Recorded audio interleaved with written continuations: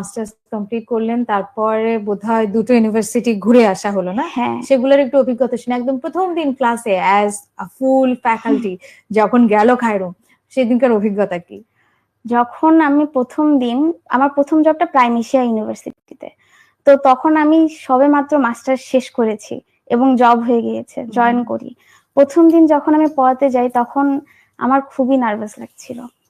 স্টুডেন্টদের সামনে পড়া বলবো, স্টুডেন্টদের সাথে এঙ্গেজ করব, ওরা আমাকে কিভাবে একসেপ্ট করবে, এটার একটা বিষয়। কিন্তু আমার কলিগ গুলা খুব ভালো ছিলেন। আমার যে তখনের কলিগ ছিলেন রুদবা আপু, তারপরে শাইমা আপু, তারা আমাকে কিছু অ্যাডভাইস দিলেন যে ভয় পাওয়ার কিছু নাই, প্রথম জব তো কি হয়েছে, যাবা, এতদিন তো দেখেছো টিচারদের, যাবা ওইভাবে করে কথা বলবা, আগে পরিচিত হবা, তারপরে পড়াশোনা।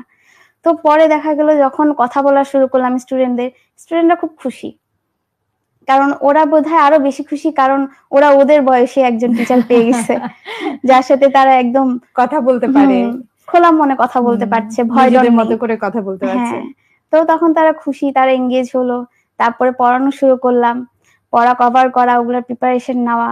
এরপরে যখন আমার প্রথম জবটা চলে, তখন আমার থিসিস চলছিল, মাস্টার্সের থিসিস। তো পরে হচ্ছে যখন আমি ইউল্যাবে জব পাই এই বছরের জানুয়ারিতে, তখন হচ্ছে আমার থিসিসের ডিফেন্স। আচ্ছা।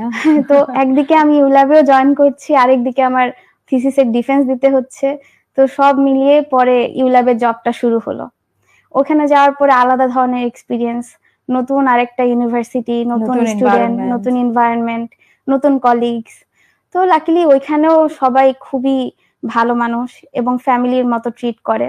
সো কোনো হেল্প লাগলে সবাই হেল্পফুল, স্টুডেন্টরাও খুবই এঙ্গেজ। তো এভাবে করে ধীরে ধীরে যাত্রা শুরু।